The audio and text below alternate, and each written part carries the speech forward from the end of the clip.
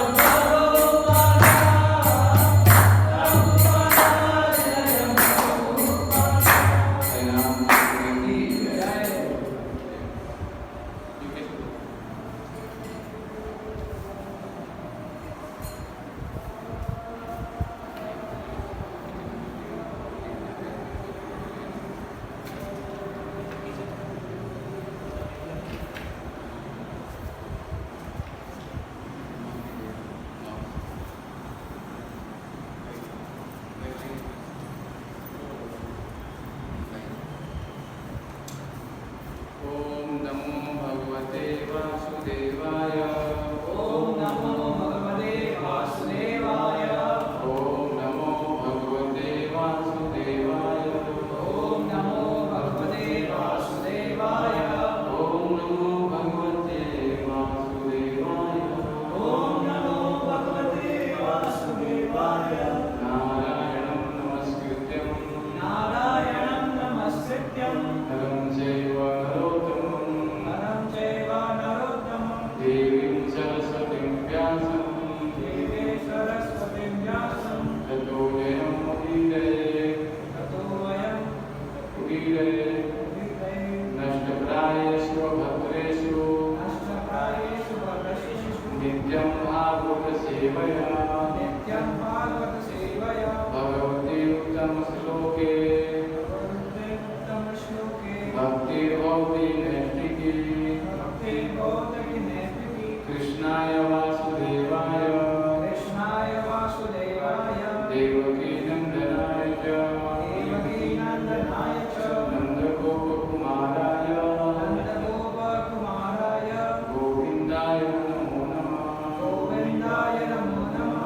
जय श्री कृष्ण चैतन्य जय श्री कृष्ण चैतन्य प्रभु नित्यानंद प्रभु नित्यानन्द श्री अद्वैत गदाधर श्री अद्वैत गदाधर श्रीवासादि गौरभक्तवृंद श्रीवासादि गौरभक्तवृन्द। हरे कृष्ण हरे कृष्ण हरे कृष्ण हरे कृष्ण कृष्ण कृष्ण हरे हरे कृष्ण कृष्ण हरे हरे हरे राम हरे राम हरे राम हरे राम राम राम हरे हरे राम राम हरे हरे। हरे कृष्ण। सगले भगवद गीता का अध्याय 2 और श्लोक संख्या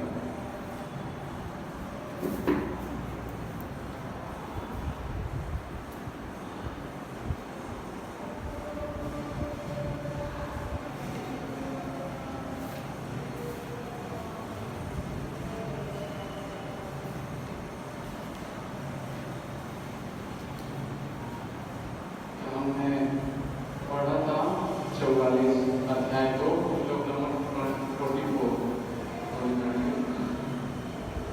अध्याय 2 का 44 नंबर जो पिछले स्लाइड में पढ़ा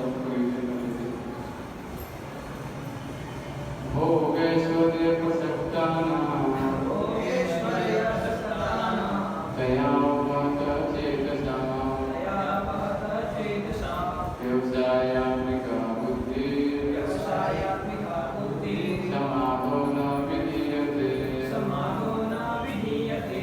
भोगेश्वर्य प्रसक्तानां भोगेश्वर्य प्रसक्तानां दयावत चेतसां दयावत चेतसां व्यवसायात्मिका बुद्धि व्यवसायात्मिका बुद्धि समाधो न विधीयते। समाधो न विधीयते। पढ़िए गुरु माइक में जो पढ़िए भोगेश्वर्य प्रसक्तानां भोगेश्वर्य प्रसक्तानां दयावत चेतसां दयावत चेतसां व्यवसायात्मिका बुद्धिः व्यवसायात्मिका बुद्धि समाधो न विधीयते। समाधो न विधीयते। भोगेश्वर्य प्रसक्तानां भोगेश्वर्य प्रसक्तानां चेतसां दयावत चेतसां व्यवसायात्मिका बुद्धिः व्यवसायात्मिका बुद्धि समाधो न विधीयते। समाधो न विधीयते।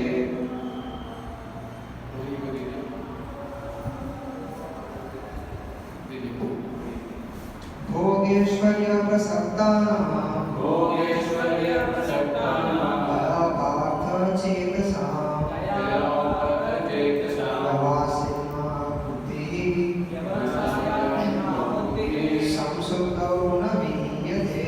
समाधो न विधीयते। भोगेश्वर्य प्रसक्तानां भोगेश्वर्य प्रसक्तानां दयावत चेतसां दयावत चेतसां व्यवसायात्मिका बुद्धिः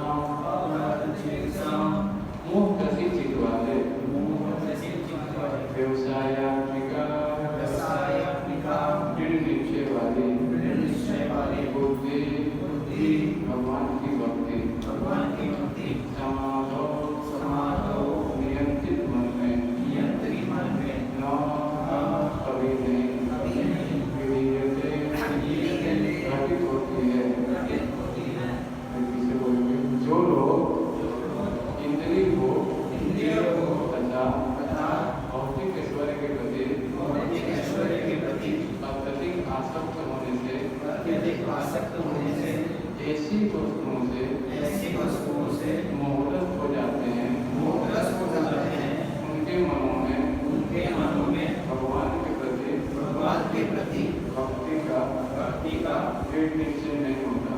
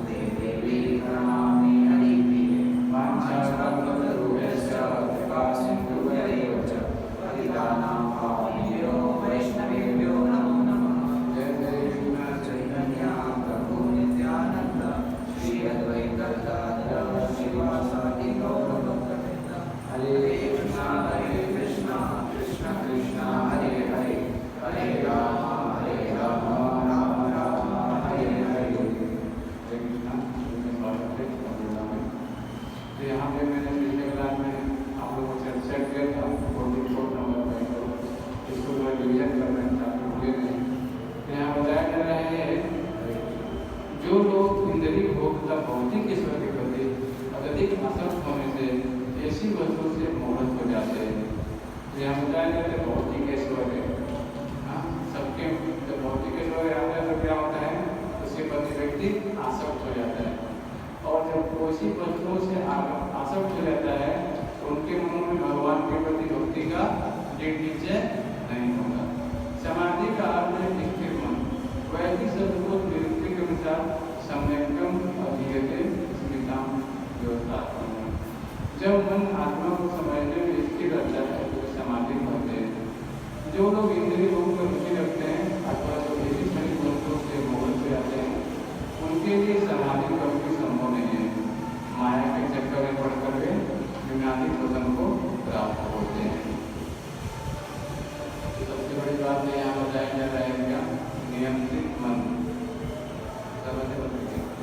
तो यहाँ बताया जा रहा है भक्ति है और कृष्ण भावना भावी तो हम समझ सकते हैं ना। तो भगवान की भक्ति में स्थिर रहने के लिए मन बहुत ही हमारा निर्दोष होना चाहिए, तभी भगवान की भक्ति कर सकते हैं ना। तो यहाँ से बताया जा रहा है कि जीव है क्षणिक वस्तुओं से मोहित हो जाता है संसार में। समझना पड़ेगा क्षणिक वस्तुएं क्या है, क्या हमें अस्थायी शरीर है, हमारा शरीर अस्थायी होने वाला है क्या, ये हम विचार कर रहे हैं। कोई भी बात नष्ट हो रहा है पर बाल्यावस्था में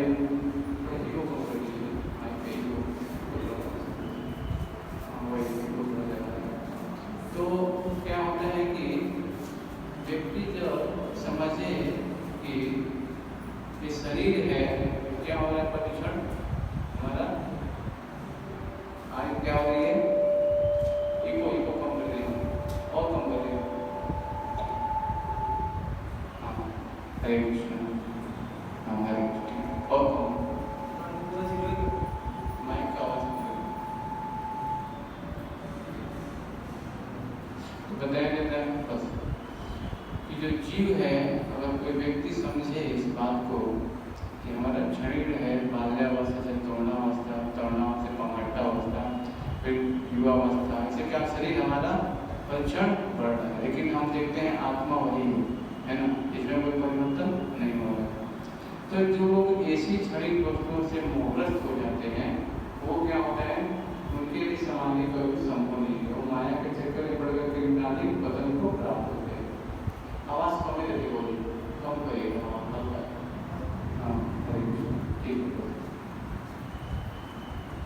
तो हमने पिछले क्लास में चर्चा किया था और आज पढ़ेंगे त्रैगुण्य विषया वेदा नस्ते गुण्यो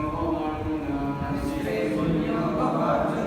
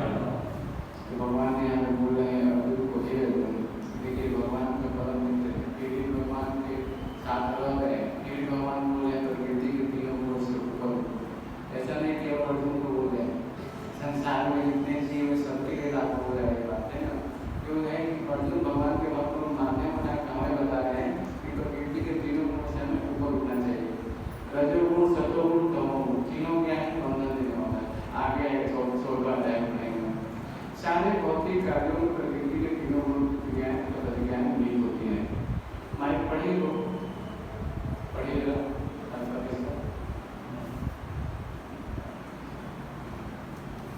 सारे भौतिक कार्यों में प्रकृति के तीनों गुणों की क्रियाएं तथा प्रतिक्रियाएं निहित होती हैं।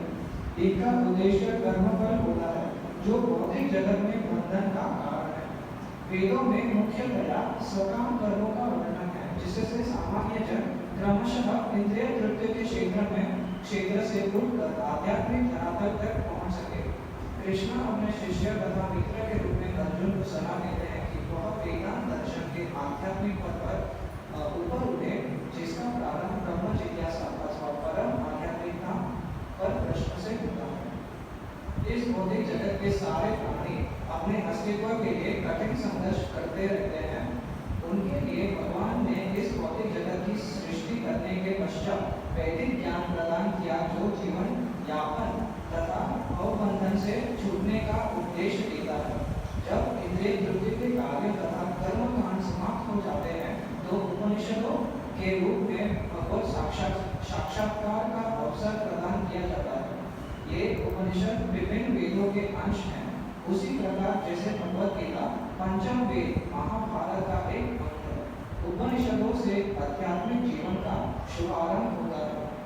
जब तक भौतिक शरीर का अस्तित्व है, तब तक भौतिक गुणों की क्रियाएं प्रतिक्रियाएं होती रहती हैं। मनुष्य को चाहिए कि सुख दुख या शील दृष्टि जैसी द्वैताओं को सहन करना सीखे और इस प्रकार हानि तथा लाभ की चिंता से मुक्त हो जाए। जब मनुष्य कृष्ण की इच्छा पर पूर्णतया आश्रित रहता है, तो यह दिव्य अवस्था प्राप्त होती है। तो ये तीन गुण हैं जो सारे जीव से बचे हुए संतान, प्रकृति के तीनों गुणों का। भगवद गीता अध्याय 40 श्लोक संख्या 5 से बोलेंगे। सत्वं रजस्तमं इति गुणा प्रकृति संभवा निबध्नन्ति महाबाहो देहे देहिन तुमव्ययम्। फिर किसे बोलेंगे? भौतिक प्रकृति के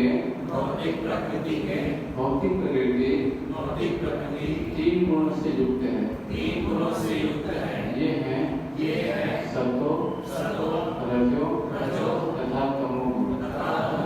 हे महाबाहो अर्जुन, जब शाश्वत जीव प्रकृति के संसर्ग में आता है, तो वह इन गुणों से बच जाता है। तो संसार में जो जीव है, जब संसार में आता है तो क्या होता है? प्रकृति के गुणों से बच जाता है। सरकार है, सारे जो मनुष्य जाति हैं, सबके लिए बिजली का क्या करता है? सेवा प्रदान करता है ना? सेवा प्रदान करता है बिजली का। और क्या देता है?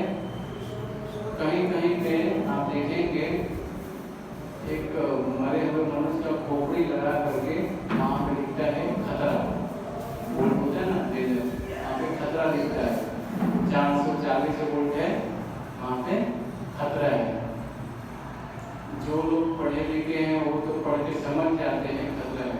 कुछ लोग नहीं पढ़े लोग तो सोचते हैं कि ये को बना दिया है, जाके सर्च करते सूटे होते हैं ना। तो क्या होता है? सूटे में तो करंट करता है, फिर उसका दर्द होता है। तो किसी से शेयर करते हैं, किसी से शेयर नहीं करते हैं, समझ रहे ना। तो एक व्यक्ति है पढ़ के समझ गया, एक ने झटका खाया, लेकिन फिर आप पूछेंगे तो बताएगा नहीं कि मेरे को ऐसा अनुभव खतरा हुआ। वैसे ही भगवान ने संसार में क्या किया है? सृष्टि की रचना की है और बता दिया है कि दुखालयम शाश्वत है ना। जो पढ़े लिखे हैं जीव, वो भगवत गीता भागवतम पढ़ के सब जाते हैं, समझ जाते हैं। कुछ लोग मूर्ख होते हैं, वेद शास्त्र को मानते हैं, वो तो भगवान ने चलो बना दिया है, हमारे लिए नहीं बनाया है। तो क्या करते हैं? यही संस्पर्धा होगा दुख युक्त आदिवंत नरेतु तमसे बुद्धम। यही संस्पर्श होगा। क्या करते हैं? चलो स्पर्श करके देखते हैं क्या होता है, तो एंजॉय करके देखते हैं क्या होता है। जैसे स्पर्श करते हैं क्या होता है, उनको दुख ही मिलता है संसार में, है ना? हाँ, तो वही है, इसको करंट लगता है तो लागू होता है क्या? झटका लगा। तो वही संसार में बता रहे हैं कि जीव क्या है? शाश्वत है। लेकिन जैसी संसार में आ रहा है क्या होता है? गुणों से बन जा रहा है। शाश्वत है, जैसे पानी जल एकदम शुद्ध बरसता है, उसमें कोई मिलावट नहीं होता है। लेकिन जैसे धरती का स्पर्श करता है तो क्या हो जाता है? अलग अलग में मनमेला हो जाता है। जीव शाश्वत है, भगवान का अंश है, उसमें कोई शुद्ध है। लेकिन ये शास्त्र पढ़ेगा तब मालूम पड़ेगा। अब गुण से बनता कैसे है? ये जो भूमि आपको अनुभव है वो कम लोग देखते हैं। जो पृथ्वी जल अग्नि वायु आकाश है, इसके संपर्क में आता है जब आत्मा, तब क्या होता है? बनता है। जैसे बारिश होता है ना, तो आप देखिएगा किसान में बीज बोता है ना, बैठता है ना, खेतों में बीज बैठता है, फिर पानी चलाता है उसमें, तो बारिश होता है ना। और फिर एक गेहूँ हम डालते हैं बीज में तो बनता है वो, फिर आता है बारिश होता है तो आत्मा उसी के जल के मार्ग से आता है और उस पौधे में क्या होता है? प्रवेश करता है ना? जब आत्मा रहता है तभी भी प्रकृति का सृजन होता है। जैसे कोई पेड़ सूख जाता है तो पेड़ भी काट देता है, उसको हरा भरा पेड़ अगर कोई काटता है तो नहीं काटता, जानता है उसमें जीवा होता है ना। तो किस अवस्था में है? तमोगुण अवस्था में, है ना? तो सारे जीव शाश्वत है भगवान के, लेकिन अपने कर्मों के हिसाब से क्या हो रहा है? उनका अलग अलग योनियों में क्या हो रहा है? परिवर्तन हो रहा है। अब देखिए, पढ़िए पढ़िए तात्पर्य इसके बहुत अच्छा है। दिव्य होने के कारण दिव्य होने के कारण जीव को इस भौतिक प्रकृति से कुछ भी लेना देना नहीं है। फिर भी भौतिक जगत द्वारा बद्ध हो जाने के कारण वह प्रकृति के तीनों गुणों के जादू के वशीभूत होकर कार्य करता है, क्योंकि जीवों को प्रकृति की विभिन्न अवस्थाओं के अनुसार भिन्न भिन्न प्रकार के शरीर मिले हुए हैं। अतः वे उसी प्रकार के अनुसार कर्म करने के लिए प्रेरित होते हैं। यही अनेक प्रकार के सुख दुख का कारण है। तो यहाँ पे बता रहा है कि दिव्य है, भगवान भी बता रहे आत्मा क्या है? वो दिव्य है, लेकिन इसको भौतिक कुछ लेना देना नहीं है। लेकिन क्या हो रहा है? जैसे ही शरीर मिलता है तो गुण के अनुसार उसे कार्य करना पड़ता है। क्षत्रिय है, उसे क्या करना पड़ेगा? दूसरे जीवों की संरक्षण प्रदान करना पड़ता है। वैसे कार्य किसी को रक्षा वाणिज्य है ना, शूद्र कार्य के ब्राह्मण का वेद का पठन पाठ करने देना है, सब वहाँ उसके है एकदम पहले से ही है, तो सिखाना नहीं पड़ता है। लेकिन वो क्या करता है? अपने गुणों के अनुसार वो कार्य करता है तो अच्छा है ना। लेकिन विपरीत जाता है तो क्या होता है? बंध जाता है संसार में। प्रकृति के अनुसार यह बताया, चूंकि जीवों को प्रकृति के विभिन्न अनुसार भिन्न प्रकार शरीर मिले हुए हैं। हमें मनुष्य शरीर मिला है, किसी का पशु योनि मिला है, किसी का अलग जर्जर है, अलग अलग योनियां हैं अपने कर्मों के अनुसार, तो उसी के अनुसार कर्म करने में प्रेरित होते हैं। तो यहाँ पे ये और प्रॉपर्टी बता रहे हैं, यहाँ पे दूसरा में इनका उद्देश्य कर्म फल होता है, जो भौतिक जगत के बंधन का काम होता है। वेदों में मुख्यतः सकाम कर्मों का वर्णन है, जिससे सामान्यतः जन्म कर्म से इंद्रिय वृत्ति से जुड़कर आध्यात्मिक राह तक पहुँच सके। तो वेद शास्त्र इसलिए बनाया ही गया है कि जो जीव है इस संसार में वेद शास्त्र को पढ़ करके आध्यात्मिक स्तर पे धीरे धीरे ऊपर उठे, इसीलिए ही शास्त्र बनाया गया है। जो व्यक्ति तमोगुण में है वो धीरे धीरे उठ के रजोगुण फिर सतोगुण, है ना। लेकिन तीनों बंधन का काम, सतोगुण में रहेगा तो जल्द समझ में आएगा, उसको शास्त्र पढ़ेगा अच्छे कार्य करेगा, है ना। रजोगुण तमोगुण तो आलस माना निद्रा ये सब तो उसको परेशान करेगा ज़्यादा, है ना। तो सतोगुण में कम से कम आना चाहिए। और उसके ऊपर है क्या है? शुद्ध सतोगुण, ये आध्यात्मिक लेवल के लिए, है ना। व्यक्ति जब तीनों गुणों से ऊपर हो जाता है उसको बोलते हैं शुद्ध सतोगुण, शुद्ध में रहता है, तीनों प्रकृति गुणों की बनता नहीं है ना। जैसे प्रभुपाद जी अब देखिएगा किसी भी हालत में रहते थे तो प्रभुपाद जी लास्ट समय तक श्रीमद् भागवतम का ट्रांसलेशन करते ही थे, उनके ऊपर प्रकृति के प्रभाव नहीं पड़ता था। पूरे वर्ल्ड में ट्रेवलिंग करते थे वो, लेकिन 12 से 4 उनको वर्ग के भागवतों का रिकॉर्डिंग करते थे और रिकॉर्डिंग करते ही थे। अभी हम जाएंगे फ्लाइट से उस देश में जाएंगे तो सब खा के सो जाएंगे। कि प्रभुपाद पूरे आप देखिएगा उनका कन्वर्सेशन कहीं भी देखिएगा, प्रभुपाद जी थकते नहीं थे। सब वो लोग असिस्टेंट 4-5 बदलते रहते, थक जाते थे। लेकिन प्रभुपाद जी कहें माइक्रोफोन और भागवतम के बात ही दूंगा। तो 10वें स्कंद में प्रभुपाद ने पूरे जीवन में ट्रांसफर किया है, तब हम पढ़ पा रहे हैं ये सब टाइम की समझ लेना। अगर पूरे रात दिन जाग के नहीं लिखे होते तो हम अभी तक नहीं समझ पाते कभी छोड़ा ही नहीं हुआ। मतलब प्रकृति को प्रभाव उनको नहीं होता, जो भगवान के शुद्ध लोग होते हैं उनको बड़ी कार्य नहीं करता है ना। और एक चीज यहाँ बताया जाता है तो वह वेदांत दर्शन के आध्यात्मिक पर जिसका प्रारंभ ब्रह्म जिज्ञासा तो परम आध्यात्मिक प्रश्नों से होता है। इस भौतिक के सारे प्राणी अपने अस्तित्व के लिए कठिन संघर्ष करते हैं, उनके लिए भगवान ने इस भौतिक जगत की सृष्टि करने का वैदिक ज्ञान प्रदान किया जो जीवन यापन तथा भवबंधन से छूटने का उपदेश देता है। तो यहाँ बताया जाता है वेदांत सूत्र का पहला सूत्र क्या है, कौन बताएगा? वेदांत सूत्र का पहला सूत्र क्या है?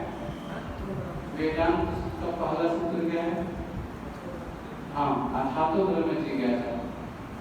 ब्रह्मा जी है ना, जब उनकी सृष्टि हुई थी ना, उन्होंने जिज्ञासा किया। क्या जिज्ञासा किया? मैं कौन हूँ। हम इसे जिज्ञासा करते हैं कि मतलब मैं कौन हूँ, कहाँ से आया हूँ, कहाँ जाना है।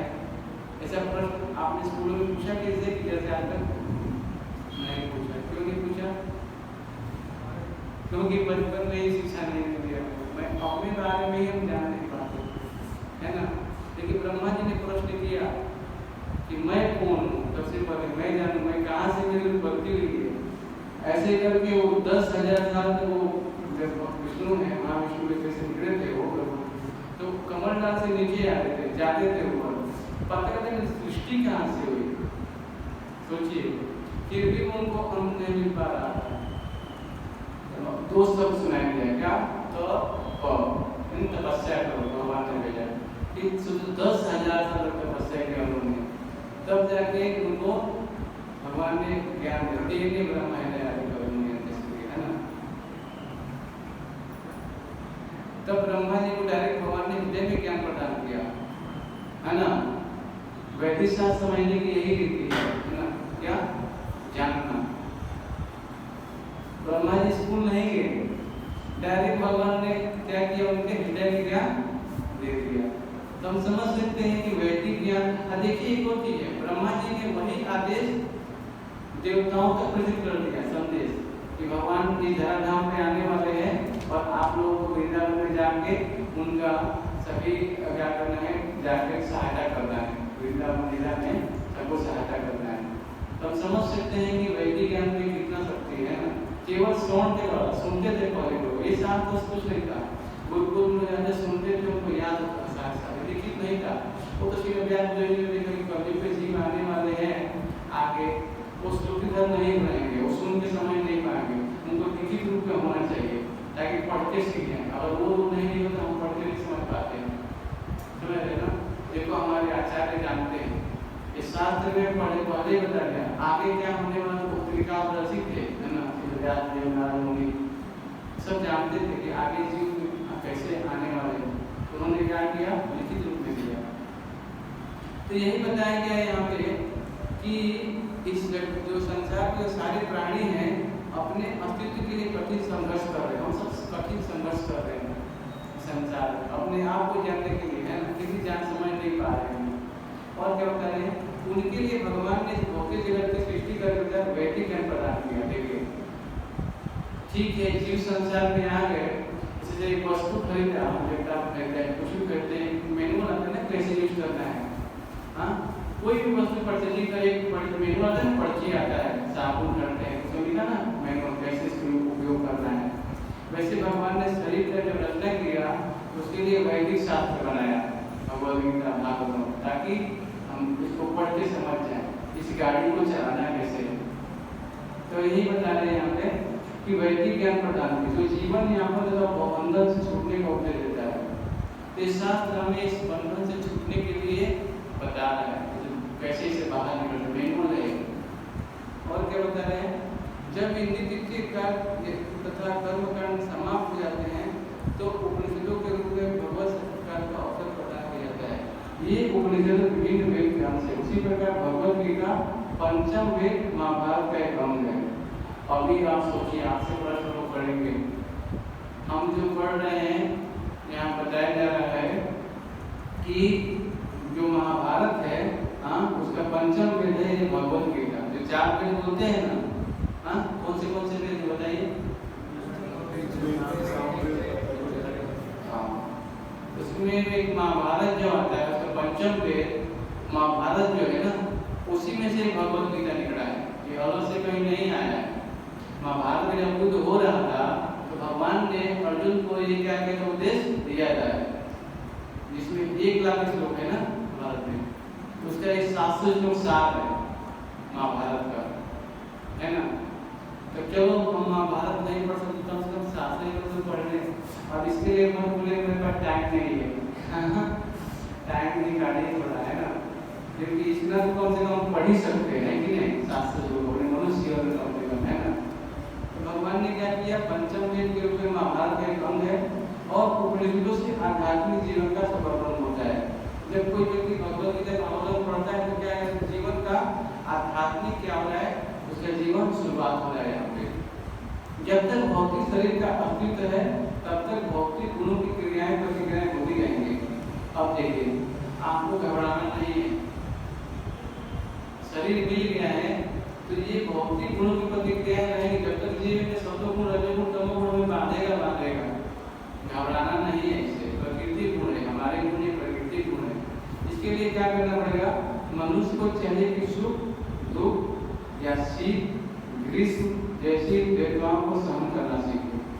देखिए, जीवन में सुख भी आएगा दुख भी आएगा, इसको सहन करना पड़ेगा। शरीर मिला ही है, जब मानव में करना है तो सुख दुख सहना पड़ेगा। और शीत है, ठंडी लगेगी, गर्मी लगेगी, जाड़ा बरसात सब कुछ आएंगे, वो सहन करना पड़ेगा। और हानि हो गई, लाभ भी होगा, इस चिंताओं से मुक्त होना पड़ेगा हमें। जब मनुष्य कृष्ण की इच्छा पर पूर्णतः आखिर रहता है, ये दिव्य अवस्था प्राप्त होती है। सोच लीजिए कि कृष्ण हमें परीक्षा ले रहे हैं, ऐसा सोचिए, है ना, उन्हीं में आंसू जाइए तो क्या होगा, दिव्य अवस्था प्राप्त होगी। देखिए, 2 हाथ दिया है भगवान ने, है ना। अब इस वस्तु को मैं पकड़ कर रखता हूँ, इसको पकड़ कर रखता हूँ, और भगवान को छीनना चाहे तो कैसे मैं पकड़ लूँ, बचा बंद हो गया। कितना भी कष्ट को भगवान छीन लेंगे, छीना रहेगा। तो वहाँ से कितना भी वस्तु में दबा कर रखूँ ऐसे, भगवान तो छीन लेंगे। लेकिन इसी 2 हाथ से भगवान जब देना चाहे कुछ तो संभाल भी नहीं पाएंगे। ऐसा प्रभुपाद जी के जीवन में मिलता होता। प्रभुपाद जी आयुर्वेदिक के का बहुत बड़ा फैक्ट्री था, आयुर्वेदिक के, आप पढ़ेंगे तो पढ़ लेंगे।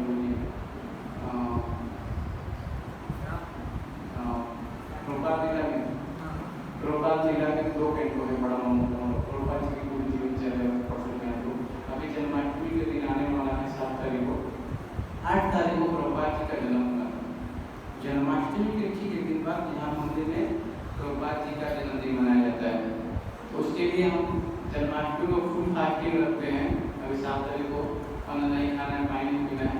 जब अभिषेक हो जाएगा तो एकादशी का प्रसाद भी रहेगा, और जो अभिषेक होगा तो चरणामृत भी बटेगा यहाँ पे, तो उसको पी के पालन करेंगे। 12 बजे एकादशी का प्रसाद खाएंगे, फिर सुबह हम पार्टी करेंगे। प्रभुपाद जी का जन्मदिन है तो 12 बजे तक पार्टी करेंगे। फिर मंदिर में पुष्पांजलि होगा प्रभुपाद जी का, और फिर ऑफरिंग लेटर पढ़ना होता है प्रभुपाद जी के लिए। देखिए, ऑफरिंग लेटर जब जीवन में आए तो प्रभुपाद से प्रार्थना करिए, प्रभुपाद आपने मुझे ये ज्ञान दिया है इतना सारा, आपका मैं कृतज्ञ हूँ। और मंदिर में आकर के ऑफरिंग पढ़ना भी होता है ना, जो आपने लिखा है मैं बताऊँगा। जो भी प्रभुपाद जी का लेटर लिखिए और उसको प्रभुपाद जी को आपके मंदिर में 11 से 10 ऑफरिंग पढ़ जाते हैं, आप पढ़ भी सकते हैं। उसके बाद कीर्तन को भी प्रसाद हो। एक वैदिक परंपरा है ये, है ना, गुरु को प्रसन्न करने के लिए उनके बारे में लिखना, इसको बोलते हैं ऑफरिंग लेटर। तो प्रभुपाद जी का जन्मदिन है, हम समझ सकते हैं कि ये जो बताया जा रहा है यहाँ पे कि कृष्ण की इच्छा पे पूर्णता करना, तो प्रभुपाद जी का जीवन ऐसे ही था। प्रभुपाद जी जब फैक्ट्री चला रहे थे तो बोले मैं पहले कमा लेता हूँ, फिर मैं बहुत बार धन कमा लूंगा, फिर मैं बहुत सारा प्रतिष्ठा होगा, गुरु जी को पैसा दे करके बहुत सारा शिक्षा करूंगा, संस्था को आगे बढ़ाऊंगा धन कमा करके। तो तो कमा रहे थे, बढ़िया काम सब कुछ चल रहा था लखनऊ में। जैसे ही कुछ आए घर पे, एक फोन आया कि आपकी फैक्ट्री में आग लग गई, सब कुछ जल गया, लूट गया, बर्बाद हो गया। तो प्रभुपाद जी वहां में बोलते हैं क्या, सब कृष्ण की इच्छा से हो। जब कृष्ण हमें छीनना चाहते हैं सब कुछ छीनेंगे, है ना। जो हुआ तो अच्छा हो। प्रभुपाद जी हंसने लगे, देखो भगवान कितने दयालु है, सब कुछ लेना चाहते हैं मेरे, सब कुछ ले लिया, कुछ नहीं छोड़ा।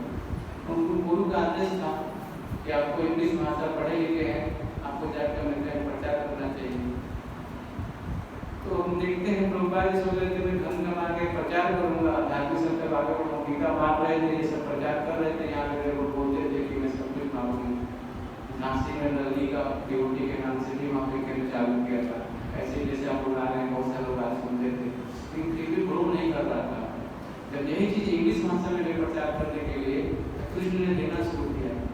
ऐसे बड़े बड़े महल दिए कि 10 साल के अंदर पूरा देखिए पूरे वर्ल्ड में हो गया। कृष्ण को जब देना है तो ऐसा हमारे संभव नहीं है। आज एक मंदिर संभालने के लिए कितने सारे लोग भाग में सुबह 3 से रात तक, ये काम बाकी, वो काम बाकी, किसी सेवाएं की जा रही है, समझ रहे ना। एक भगवान पे भरोसा रखना है, उन पे आशिक रखना है। जब हम भक्ति करते हैं तो हमारे अंदर सुख तो आएगा, भगवान को अच्छा लगेगा, लेकिन छोड़ना नहीं है, माला करना है भगवान के नाम का। हरे कृष्णा कृष्णा कृष्णा हरे हरे, हरे राम राम राम हरे हरे। भगवान का नाम लेना ही लेना, हर समय किसी भी क्षण छोड़ना नहीं है, चाहे कुछ भी हो जाए। अब माला करेंगे तो मुंह से कभी नाम भी नहीं करेगा, ये भी होता है, मुंह से नाम नहीं निकलता है कभी, है ना। तो घबराना नहीं है। शुरू में भगवान क्या करते हैं, जो नए लड़के हैं जो आए उनको मालूम होगा, भगवान आध्यात्मिक रस प्रदान करते हैं। उससे क्या करते हैं, आध्यात्मिक रस माला करते हैं, बहुत टेस्ट आता है। शुरू में बहुत आनंद आएगा, 1 साल 2 साल तक इतना आनंद आएगा कि माला कैसे पूरा होगा आप सोच भी नहीं सकते, तुरंत पूरा हो जाएगा, सब कुछ आनंद आएगा। लेकिन जैसे जैसे कोई भक्ति में आगे बढ़ता है, वो आध्यात्मिक रस भगवान छीन देते हैं, बोलते हैं और क्या करो, मेहनत करो, है ना। तो माला मुंह से नाम नहीं निकलेगा, जल्दी नहीं होगा, फिर भगवान आपको नहीं पड़ता है, कला से सुनता है, बहुत सारा जीवन में करता है। भगवान क्या करेंगे, अभी परीक्षा लेना चालू कर रहे हैं। तो यहाँ की नहीं, आध्यात्मिक रस आता है, भगवान के नाम से आता है। इसीलिए जीव आराम से नाचता है, कीर्तन करता है, बढ़िया से सब कुछ करता है। शुरू शुरू में भगवान सब कुछ दे देते हैं, कुछ भी उसको ध्यान देते। इसीलिए शुरू में अभी आनंद आ रहा है तो पालन को बनाए रखने के लिए श्रवण करना बहुत जरूरी है। और भगवान के नाम को सुनेंगे नहीं तो क्या होगा, ये नाम होगा ही। ये नाम करने के लिए प्रकृति को सुनने के बताया गया है, श्रवण करना। क्योंकि यहाँ लिखा है कि प्रकृति के 3 गुण है ना, ये जादू है, जादू के वो स्वरूप है ना। आप लोग एक फिगर देखिए, खोलिए जरा, ये कीर्तन प्रभुपाद ने बनाया है प्रकृति के 3 गुण होना चाहिए।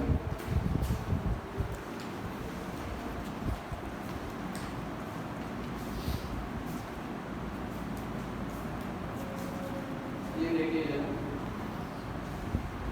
ठीक है सबको। संसार के सारे भौतिक कार्यकलाप प्रकृति के 3 गुणों के अधीन संपन्न होते हैं। यद्यपि प्रकृति के 3 गुण परमेश्वर के दृष्टि से उद्भूत हैं, फिर भी भगवान के उनके अधीन नहीं होते। आप लोग देख रहे हैं धागा बांधा हुआ है, दिख रहा है सबको यहाँ। एक धागा है सत्वगुण का, एक रजोगुण का, एक तमोगुण का। अब आप सोच रहे हैं कि कोई दिन मैं ही कार्य कर रहा हूँ। अब आप बताइए, आप कार्य कर रहे हैं, करवाया जा रहा है, बताइए आपको सोच के देखिए। आप जो भी कार्य कर रहे हैं आपसे कराया जा रहा है कि खुद आप कर रहे हैं? हाँ, गुण हमें करवा रहे हैं। हमारी क्या है, हमें गुण कार्य करवा रहे हैं। हमारी देखिए, आप प्रहलाद महाराज के बारे में बताओ, कितने लोग जानते हैं प्रहलाद महाराज के बारे में? कौन थे? माइक के लिए बताइए, सब लोग बताइए। प्रहलाद महाराज के बारे में दो फोटो बताइए, बताइए।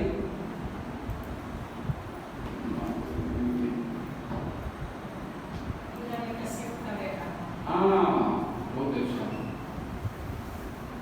और बताइए कौन कौन जानते हैं उनके बारे में, थोड़ा सा बताइए आप लोग। हाँ कृष्ण भक्ति। और जो भी जानते हैं बताते रहिए, बहुत बहुत बताइए आपको प्रहलाद महाराज के बारे में, कितने साल में भक्ति स्टार्ट किए, कितने जीवन में कष्ट आए, क्या तो बताइए इसके बारे में। तो और कि बलि महाराज जो है हाँ। वो प्रहलाद जी के पोते, और बलि महाराज जो पाताल के राजा, हाँ वो भी भगवान के भक्त। सब लोग बताइए इसके बारे में।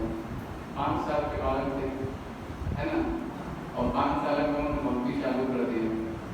बताइए तो क्लास में टीचिंग भी करते थे कि तुमको भक्ति करना चाहिए। हाँ 5 साल के बालक थे वो बोलते थे भगवान की कृष्ण की कथा सुननी चाहिए। आज के बालक ऐसे बोलेगा क्या? और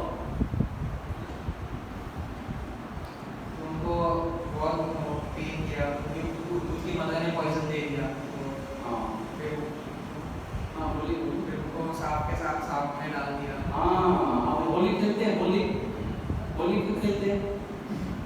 होली का हाँ होलिका ने क्या किया था? होली का मलिक हाँ लेके बैठे, कौन कौन बच गया? प्रहलाद बच गया। सोचिए क्या बोल रहे थे? ओम नमो भगवते वासुदेवाय, ओम नमो भगवते वासुदेवाय, ओम नमो भगवते वासुदेवाय। देखिए नाम में कितनी शक्ति, जैसे ही बोलते हैं तुरंत क्या होता है, माइंड हमारा सारी इंद्रियां खुल जाती है। देखिए नाम में कितना शक्ति है ना। और रोज हम बोलेंगे तो क्या होगा? सोचिए जय श्री राम, हनुमान जी बोलते थे, सारे कार्य हो जाते थे। वैसे हमारे लिए क्या पूरा हो जाएंगे ना, बोलेंगे हम हरे कृष्णा कृष्णा कृष्णा हरे हरे, हरे राम राम राम हरे हरे। बड़ी हो जाए माइक क्लियर करते बड़ी। हे नरसिंहदेव, हे परमेश्वर, देहात्म बुद्धि के कारण आपके द्वारा उपेक्षित देहधारी जीव अपने कल्याण के लिए कुछ भी नहीं कर पाते। वे जो भी उपचार स्वीकार करते हैं उनसे यद्यपि कदाचित क्षणिक लाभ पहुंचता है, किंतु वे स्थायी नहीं रह पाते। उदाहरण था, माता तथा पिता उनके अपने बालक की रक्षा नहीं कर पाते, वैद्य तथा दवा रोगी का कष्ट दूर नहीं कर पाते, तथा समुद्र में कोई नाव डूबते हुए मनुष्य को नहीं बचा पाते। हाँ तो बोल रहे हैं नरसिंह देव से प्रार्थना कर रहे हैं, बोल रहे हैं इस संसार में जो जीव है देहात्म बुद्धि का तो है ना, और अपने कल्याण के लिए जीव संसार कुछ भी नहीं कर पाता, चाहे उपचार के रूप में कभी क्षणिक लाभ पहुंचता है, कभी स्थायी नहीं मिल पाते। तो हम समझ सकते हैं कि जीव है यहाँ पे। देखिए माता पिता की देखरेख से विभिन्न रोगों की दवा से तथा जल अस्थल और वायु से सुरक्षा के साधनों से भौतिक जगत की विभिन्न परतों को छुटकारा पाने का प्रयास किया जाता है, किंतु इनमें से किसी एक की भी दर्द सुरक्षा निश्चित नहीं है। मनुष्य को भले ही उनसे क्षणिक लाभ मिल जाए, किंतु इससे अस्थायी लाभ नहीं पहुंचता। माता पिता के रहते हुए बच्चे को आकस्मिक मृत्यु, रोग तथा अन्य बातों से बचाया नहीं जा सकता। कोई भी यहाँ तक कि माँ बाप भी उसकी सहायता नहीं कर सकते। हम तो लगभग भगवान ही शरण बनते हैं, और जो कोई उनकी शरण ग्रहण करता है उसकी रक्षा हो जाती है। यह ध्रुव है। देखिए कोई बोलते हैं कि मेरा बेटा छोटा था, अचानक मर गया, क्या कारण था मर गया?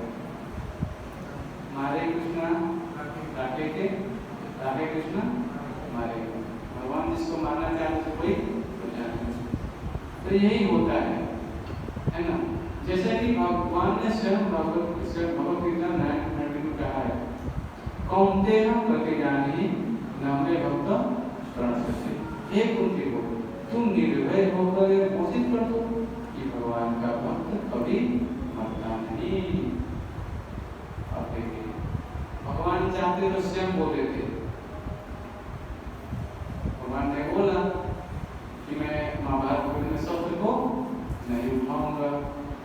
अब ये तो बोल दिया भगवान ने। आप भीष्म ने प्रतिज्ञा ले लिया कि मैं भगवान से शस्त्र उठवा के रहूंगा। अब कहते हैं भाई गुरु महाराज ने, हाँ तो भगवान ने सोचा चलो मैं अपनी प्रतिज्ञा तोड़ देता हूँ अपने भक्त को। अब कोई लोग ऐसे बहुत सारे लोगों से भगवान तो फिर भगवान ने बोला नहीं ये अर्जुन अब तुम बोलो, एक कुंती को तुम बोलो, तुम घोषणा करो, मैं तो प्रवचन तोड़ दिया हूँ, अब तुम बोलो, मैं तुम्हारी बात को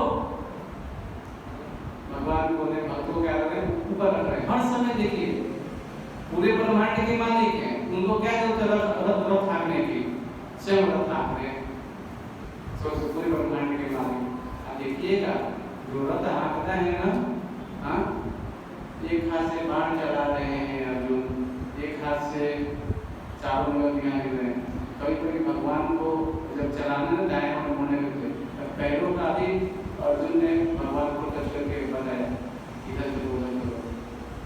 सोचे पूरे ब्रह्मांड के मालिक है, फिर भगवान ने क्या सहन किया, हम समझ सकते हैं ना।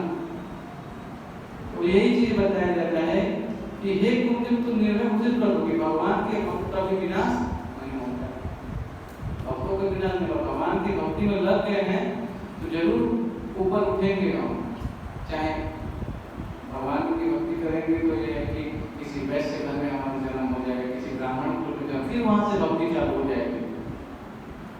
बाकी भक्ति नहीं करेंगे तो कहाँ जाएंगे कोई ठिकाना नहीं है, लेकिन भक्त यहाँ भगवान बता रहे हैं भगवत। अतः जब कोई भगवान की हेतु की कृपा द्वारा रक्षित न हो तब तक कोई उपचार से कर्तापूर्वक काम नहीं करेगा। अब देखिए यहाँ पे भगवान की बताई जा रही है हेतु की कृपा द्वारा रक्षित न हो। एक डॉक्टर कितना भी चाहे हमें दवा दे दे, कुछ भी दे दे, लेकिन अगला जन्म कैसा होगा वो नहीं हमें बता सकता। लेकिन भगवान बता रहे हैं कि अगर आप भक्ति करेंगे आपकी रक्षा होगी ही होगी, है ना। और क्या बोल रहे हैं, फलस्वरूप मनुष्य को हेतु की भगवत कृपा पर पूरी तरह निर्भर रहना चाहिए। यद्यपि नैतिक कर्म के रूप में अन्य उपचार विधियों को स्वीकार किया जाना चाहिए, किंतु जो व्यक्ति भगवान द्वारा उपेक्षित है उसी को रक्षा नहीं कर पाता। इस भौतिक जगत में प्रत्येक व्यक्ति प्रकृति के आक्रमण का सामना कर रहा है। देखिए आप सोच रहे हैं कि भगवान यहाँ बोल रहे हैं, किससे बोल रहे हैं, आक्रमण हो रहा है प्रकृति के तीनों गुणों का प्रत्येक जीव के ऊपर, है ना। किंतु अंततः प्रकृति के वशीभूत हो जाता है। यद्यपि तथाकथित दार्शनिक तथा वैज्ञानिक प्रकृति की प्रहार पर विजय पाना चाहते हैं, किंतु वे अभी ऐसा नहीं कर पाए। कृष्ण भगवद गीता 13 में कहते हैं कि संसार के असली दुख 4 हैं। क्या क्या दुख है 4? इस लोग कौन सा है बताएंगे कोई? खोलिए 13.9।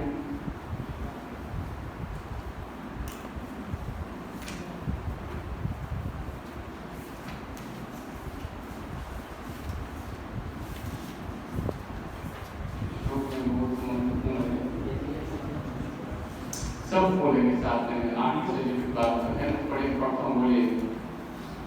अमानित्वम मदम्बित्वम,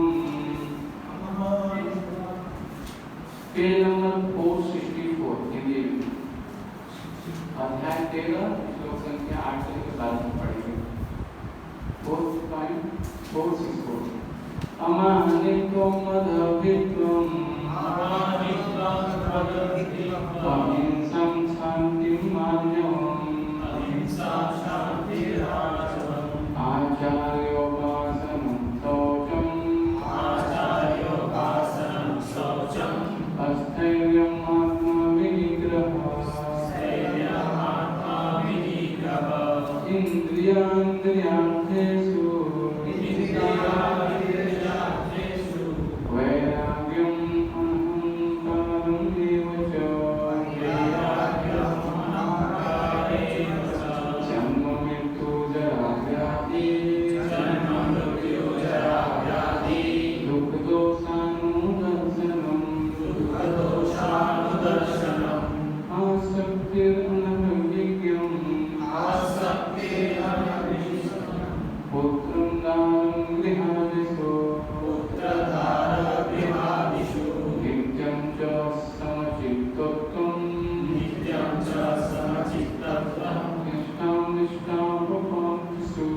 निष्ठानिष्ठापपातिषु मयि चानन्ययोगेन भक्तिर्विचारिणी विरक्तदेशं सिलित्वम् अत्रिञ्जनं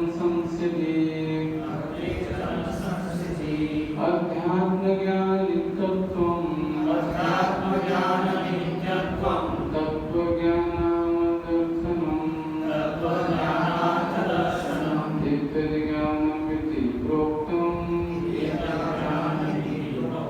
ज्ञानं यतुम् अन्यथा।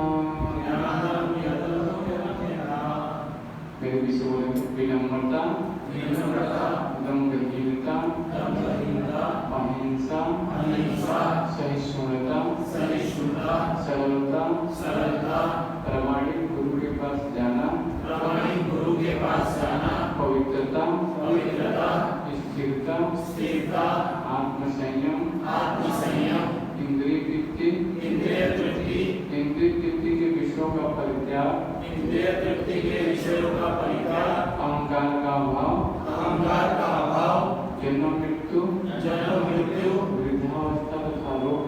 वृद्धावस्था तथा रोग के दोषों की अनुभूति, वैराग्य, संतान, स्त्री, घर तथा अन्य वस्तुओं की ममता से मुक्ति, अच्छी तथा बुरी घटनाओं के प्रति संभाव, मेरे प्रति निरंतर अनन्य भक्ति, एकांत स्थान में रहने की इच्छा, जन समूह से विलगाव, आत्मसाक्षात्कार की महत्ता को स्वीकारना, तथा परम सत्य की दार्शनिक खोज, इन सबको मैं ज्ञान घोषित करता हूँ, और इनके अतिरिक्त जो भी है वह सब अज्ञान है। ये श्लोक बहुत महत्वपूर्ण है हमारे जीवन के लिए। जैसे मैंने बताया था शुरू में कि जब सरकार हमें बिजली प्रोवाइड करती है, सुविधा देती है, एक बोर्ड भी लगा के डेंजर खतरा है, सुना नहीं है, 440 वोल्ट है, कई लोग पढ़ के समझ जाते हैं। वैसे भी भगवान बोले जन्म में कुछ लगा दी लोग भी यहाँ पे थप्पा लगा दिया यहाँ पे, है ना। अब पढ़ के समझ जाना है, शरीर मिला है तो ये जान के लिए हमारी मेन समस्या संसार की। अब चारों समस्याओं से बचने के लिए क्या है, हमें भक्ति ही एक उपाय है, और भी मतलब उपाय नहीं है ना। क्योंकि अगर भक्ति करेंगे तो आपका जन्म नहीं होगा। यह ना भगवान क्या बोल रहे हैं कि भगवान बोलते हैं तब जो भगवान के नाम चला जाता है वहाँ पे जन्म में जरा व्याधि है ही नहीं। स्वाभाविक है जिसका दोबारा जन्म ही नहीं होगा तो उसकी मृत्यु भी नहीं होगी। दो चीजें बीच में बुढ़ापा और रोग वैसे ही नहीं आएगा तब, है ना। तो भक्ति ही केवल उपाय है और उधर कोई उपाय नहीं है। तभी मनुष्य मिला है, महाराज बता रहे थे, मैं सुन रहा था कि मनुष्य शरीर मिला है हमें इसीलिए केवल भगवान का नाम करने के लिए, भगवान का नाम पढ़ने के लिए मिला है शरीर। बाकी किसी के लिए शरीर नहीं मिला है, वो करने के लिए नहीं मिला है ना। तो अभी हमें समझना पड़ेगा कि मनुष्य को इसी के लिए मिला है। अभी इसको हम जल्दी से शरीर का उपयोग करें जैसे भगवान का नाम लेकर के, है ना। तो यहाँ बताया जाना है कि विश्व के इतिहास में कभी कोई प्रकृति के द्वारा आरोपित इन दुखों पर विजय नहीं पाएगा। अब देखिए इस संसार में जितने भी जीव हैं इसीलिए प्रयास कर रहे हैं क्या कि हमारी मृत्यु नहीं हो। वैज्ञानिक भी प्रयास कर रहा है लेकिन तेरी मृत्यु हो रहा है ना। कितना ही प्रयास करें, विश्व के जन्म में कभी कोई प्रकृति द्वारा आरोपित दुख विजय नहीं पाएगा। प्रकृति के निर्माणाने गुणे कर्माणि सर्वसा अहंकार निर्माण करता है जीवन है ना। प्रकृति के गुणों को तो हम मजबूत है लेकिन जीवात्मा अहंकार के बस बोल रहा है क्या कि मैं ही करता हूँ, मैं ही भोगता हूँ वो कष्ट का। प्रकृति इतनी प्रबल है कि कोई भी उसे कठोर नहीं वो विजय नहीं कर सकता। देखिए हम सोचते हैं कि चलो हमारा तो काम खुला है, मैं जिसको चाहूँ पकड़ लूंगा, जिसको चाहूँ जो करूँगा, तो कोई देख थोड़ी रहेगा। हाँ लेकिन हम देखते हैं कि पुलिस हमारे पीछे अभी ऐसे ही देखता हूँ, ट्रैफिक नंबर तोड़ते हैं, कुछ करते हैं, कहीं भी पुलिस पकड़ ही लेती है। हमें आज लोग पकड़ेगी, समाज में कुछ भी गलत कार्य करते हैं तो क्या होता है पुलिस पकड़ती है। मतलब हमें क्या लगता है कि हम छूटे हुए, लेकिन कभी मालूम चले तो क्या होता है हमें क्या होता है गवर्नमेंट के द्वारा पनिशमेंट मिलता है। उसी तरह प्रकृति क्या है हमें कष्ट देती ही देती है। अद्य तथाकथित वैज्ञानिकों, दार्शनिकों, धर्मज्ञों और निष्कर्ष निकालना चाहिए कि जनता की सुविधाएं प्रदान नहीं कर सकते। तो आप लोगों को मालूम है, बताने की जरूरत ही नहीं है। हर समय यहाँ पे मतदान होता होगा, सब जगह होता है। जब आते हैं लोग प्रचार करते हैं कि आप मेरे को वोट दीजिए, मैं आपके लिए ये सुविधाएं प्रदान करूँगा। आपने वोट दे दिया, आपकी सुविधाएं नहीं मिली, आप बोलते हैं क्या है, इन्ना वाला पूरा नहीं किया, फिर आप दूसरे मतदान बनाते हैं। तो ये जब राजनीतिक है, ये सब क्या करते हैं, सुविधाएं प्रदान नहीं कर सकते। आपको जन्म बिंदु से नहीं बचा सकते। आप बचा सकते हैं क्या? कुछ नहीं बता सकते। लेकिन भगवान बोल रहे हैं कि तुम मेरी भक्ति करो, मैं तुम गारंटी देता हूँ तुम्हारा कोई विनाश नहीं होगा, है ना। तो जो चीज प्रमाणित है उसी को स्वीकार करना है। दार्शनिकों, वैज्ञानिकों, धर्मज्ञों, इनके द्वारा हमें क्या करना है, फंसना नहीं, इनके वाक जाल में, है ना, दूरी बना कर रखना है। उन्हें जनता को जागृत बनाने के लिए विकट प्रचार करना चाहिए और उन्हें कृष्ण भावना में तक उठाना चाहिए। गुरुपाद जी बोल रहे हैं कि उन्हें कृष्ण भावना के बारे में बताना चाहिए, उठाना चाहिए। हमारे द्वारा विश्व भर में कृष्ण भावना को प्रसारित करने का जो विनम्र प्रयास किया जा रहा है और शांति में सुखी जीवन लाने की माता करी गुरुपाद जी बता रहे हैं यहाँ पे।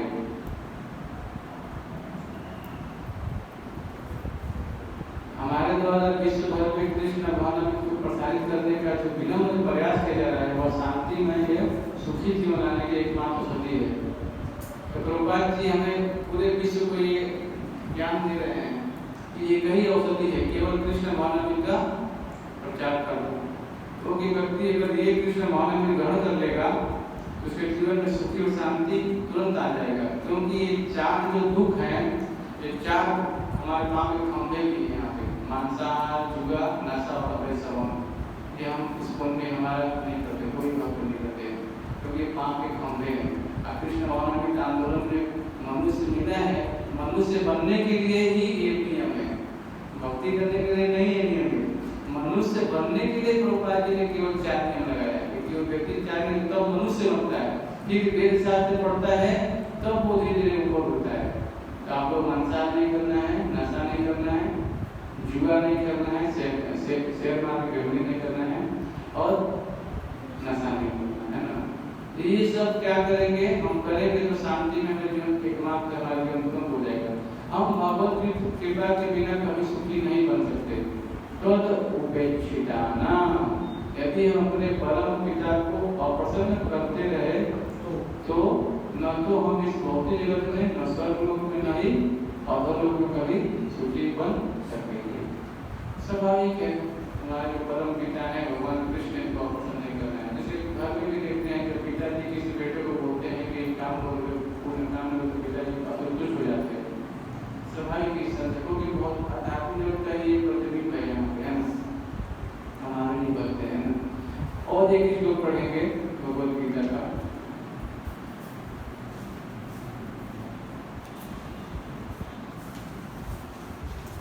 अच्छा, अभी इसमें जो किसी को प्रश्न पूछ सकते हैं, जो समझ में नहीं आया फिर हम चर्चा करके आगे बढ़ेंगे। तो किसी कोई प्रश्न है? तो प्रश्न पूछ सकते हैं। ठीक है, 46 नंबर। या अमानत उद्माने 46 नंबर भगवद अध्याय 2 46।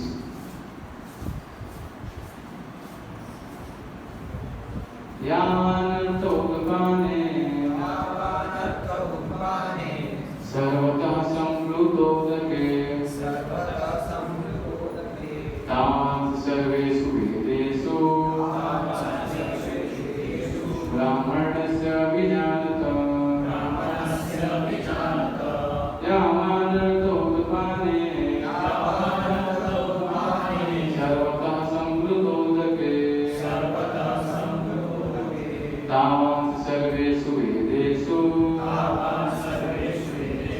ब्राह्मणस्य विजानत। एक छोटे से कूप का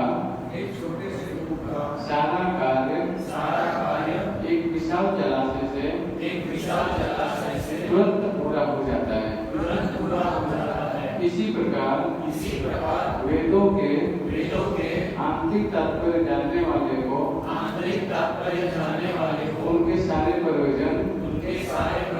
सिद्ध हो जाते हैं। सिद्ध हो जाते हैं। पढ़िए वो जाता से पढ़िए वो।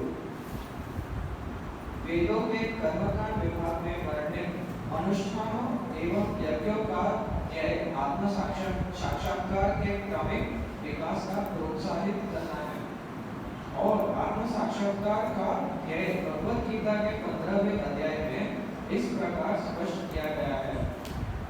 वेद अध्ययन का ध्येय जगत के आदि कारण भगवान कृष्ण को जानना है। अतः आत्म साक्षात्कार का अर्थ है कृष्ण को तथा उनके साथ अपने शाश्वत संबंध को समझना। कृष्ण के साथ जीवों के संबंध का भी उल्लेख भगवद गीता के 15वें अध्याय में ही हुआ है। जीवात्माएं भगवान के अंश स्वरूप है। अतः प्रत्येक जीव द्वारा कृष्ण भावनामृत को जागृत करना वैदिक ज्ञान की सर्वोच्च पूर्णावस्था है। भगवत श्रीमद् भागवत में इसी पुष्टि इस प्रकार हुई है। हे प्रभु, आपके पवित्र नाम का जप करने वाला भले ही चांडाल जैसे निम्न परिवार में क्यों न उत्पन्न हुआ हो, किंतु वह आत्म साक्षात्कार के सर्वोच्च पद पर स्थित होता है। ऐसा व्यक्ति अवश्य ही वैदिक अनुष्ठानों के अनुसार सारी तपस्याएं संपन्न किए होता है और अनेकानेक बार तीर्थ स्थानों में स्नान करके वेदों का अध्ययन किए होता है। ऐसा व्यक्ति आर्य कुल में सर्वश्रेष्ठ माना जाता है। अतः मनुष्य को इतना बुद्धिमान तो होना ही चाहिए कि केवल अनुष्ठानों के प्रति आसक्त न रहकर वेदों के उद्देश्य को समझे और अधिकाधिक इंद्रिय तृप्ति के लिए ही स्वर्गलोक जाने की कामना न करे। इस युग में सामान्य व्यक्ति के लिए ना तो वैदिक अनुष्ठानों के समस्त विधि विधानों का पालन करना संभव है और ना सारे वेदांत तथा उपनिषदों का सर्वांग अध्ययन कर पाना सहज है। वेदों के उद्देश्य को संपन्न करने के लिए प्रचुर समय, शक्ति, ज्ञान तथा साधन की आवश्यकता होती है। इस युग में ऐसा कर पाना संभव नहीं है, किंतु वैदिक संस्कृति का परम लक्ष्य भगवान नाम कीर्तन द्वारा प्राप्त होता है, जिसकी संस्तुति पतितात्माओं के उद्धारक भगवान चैतन्य द्वारा हुई है। जब चैतन्य से महान वैदिक पंडित प्रकाशानंद सरस्वती ने पूछा कि आप वेदांत दर्शन का अध्ययन न करके एक भावुक की भांति पवित्र नाम का कीर्तन क्यों करते हैं, तो उन्होंने उत्तर दिया कि मेरे गुरु ने मुझे बड़ा मूर्ख समझकर भगवान कृष्ण के नाम का कीर्तन करने की आज्ञा दी। अतः उन्होंने ऐसा ही किया और वे पागल की भांति भावोन्मत्त हो गए। इस कलयुग में अधिकांश जनता मूर्ख है और वेदांत दर्शन समझ पाने के लिए पर्याप्त शिक्षित नहीं है। वेदांत दर्शन के परम उद्देश्य की पूर्ति भगवान के पवित्र नाम का कीर्तन करने से हो जाता है। वेदांत वैदिक ज्ञान की पराकाष्ठा है और वेदांत दर्शन के प्रणेता तथा ज्ञाता भगवान कृष्ण है। सबसे बड़ा वेदांती तो वह महात्मा है जो भगवान के पवित्र नाम का जप करने में आनंद लेता है। संपूर्ण वैदिक रहस्यवाद का यही चरम उद्देश्य है। तो आप लोगों को एक प्रभात जी का वाणी सुनना चाहूँगा, बहुत अच्छा याद आ गया। आप लोग सबके मोबाइल में गूगल पे जाके इस्कॉन डिजाइनरी खोलिएगा आप लोग, तो इस्कॉन डिजाइनरी में आपको मिलेगा श्रील प्रभुपाद का, वहाँ पे आएगा। प्ले स्टोर में जाकर के प्ले स्टोर से अच्छा यहाँ पे भी खोल सकते हैं ना, ठीक है। हमको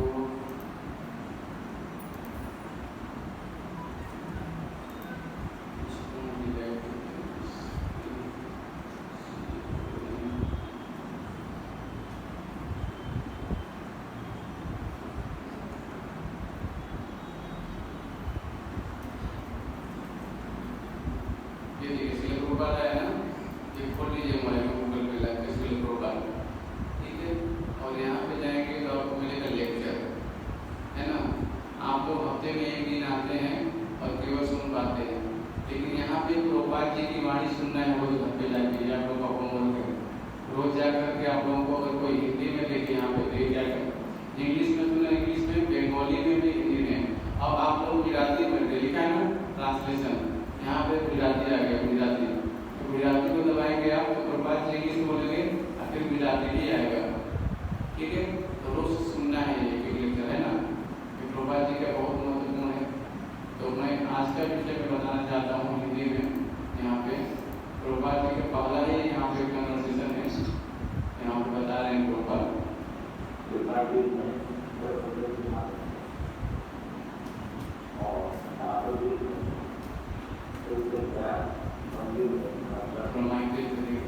तो यहाँ प्रभात जी बहुत अच्छे बता रहे हैं। कोई साधन से हो सकता है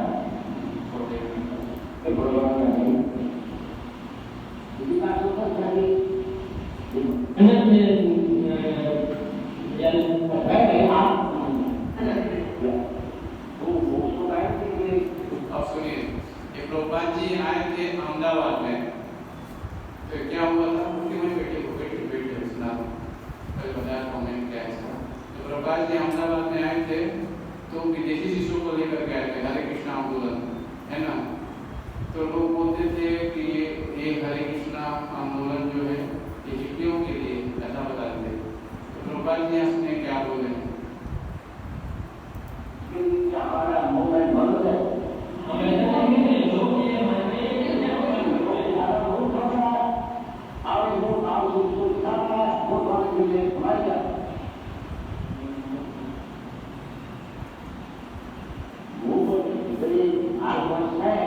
इतना आदमी बहुत हो गया कि ये जो व्यवहार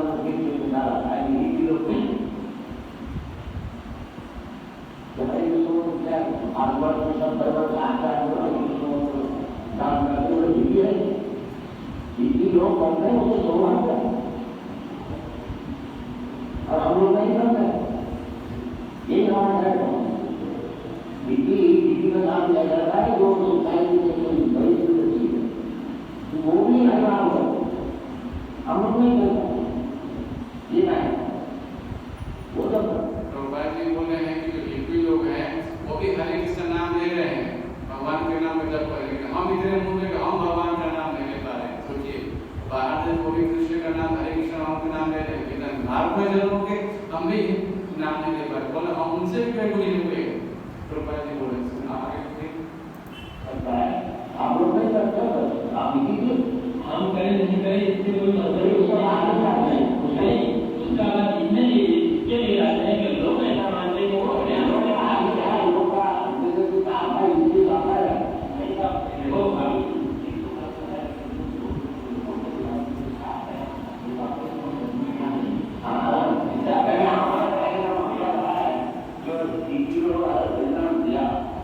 तो उसको क्या बोल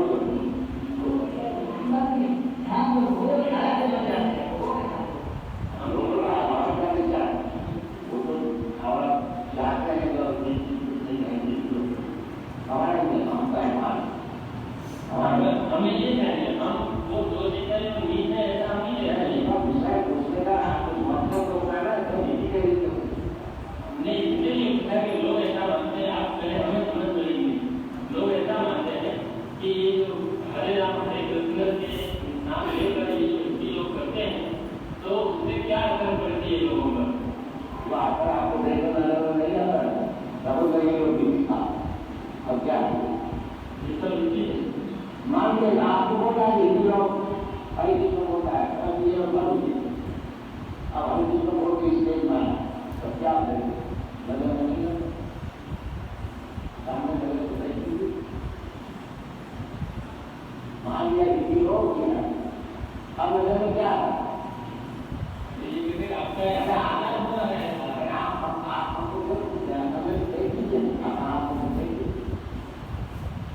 क्या होता है। प्रभुपाद जी बोल रहे हैं क्या कि पत्रकार लोग आए हैं, आते हैं ना, पूछते हैं प्रभुपाद जी से कि आपने तो इन हिप्पियों को भी हरे कृष्णा करा दिया।